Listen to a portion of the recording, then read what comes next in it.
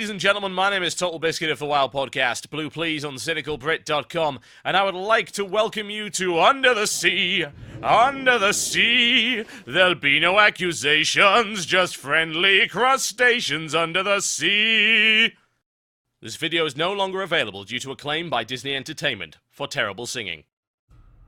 Now, I'm here today in Vashj'ir to show you a couple of things. One is this giant-ass shellfish thing to the left, which I will pan around to in just a moment. I have no idea what it is. I'm told by some of my guildmates it's some kind of old god or something. Quite the scenery around here.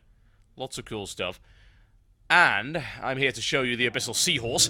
And, because I'm that frickin' awesome, or in this case, awful, we're here to try the Whale Shark. The Whale Shark is Vashj'ir's equivalent of the Fell Reaver, only even more unpleasant. It has 7.5 million HP, and it can hit you for more than 1 million damage. I wish I was kidding. I'm not.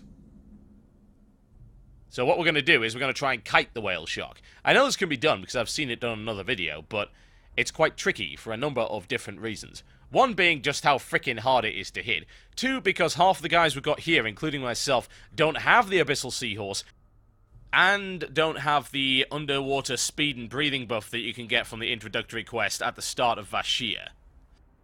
In Alpha and Early Beta, you're actually able to teleport directly to Vashj'ir. That is no longer the case. You've got to take a boat from Orgrimmar to do a sort of introduction to the whole zone, and there's a scripted event and stuff, which I'm going to show you in a future video. Then, once you're all sorted out with that, you can teleport to Vashj'ir directly. I don't know if that's going to be in the final version, but I'd think there'd be something like that, because the boat quest, it's on a timer, so you have to wait like 10 or 20 minutes for it to actually depart. Then there's all the scripting, and yeah. There may be a phase that allows you to get there quicker. I don't know what they're planning on doing there. You'll also notice up to the right-hand side on the surface there's a bunch of Alliance warships. There are some Horde ones as well as the gnomish-looking submarine there. There is a Horde one, I believe, as well, which you might get to see a little bit later on. Now, I'm calling this video the Failshark because, well, it's a bit of a spoiler. We couldn't kill this thing. There's a couple of issues. Aside from the fact that it bites you for 1 million damage, the more important thing is that you get random line of sight bugs with this thing. Quite surprising, really, when you think about it. It's a giant frickin' whale shark. It's about 200 feet long. You can see it very clearly from miles away. But apparently you get line of sight issues. Go figure. The hitbox is also very weird. Anyway, I'm going to zoom to the fight so I can show you exactly what this guy can do. Now, before you ask, this isn't really a world boss per se. There is no loot for it whatsoever, although there is an exploration-based achievement called From Hell's Heart I Stab at Thee, which involves killing a whale shark. That's the only real reason to do it. It doesn't drop any loot, it doesn't give you any other benefits at all. It's basically a welcome creature, like in TBC in Hellfire Peninsula you had the Fell Reaver. And of course in the Western Plaguelands you've got your welcome bears and you've got your welcome elementals in Darkshore.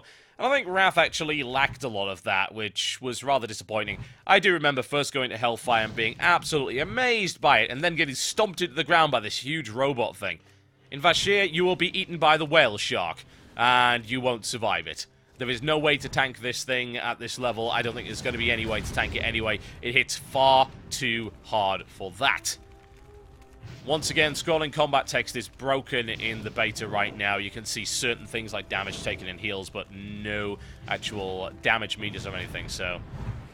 Oh, wow, okay, I pulled aggro. Oh, ouch!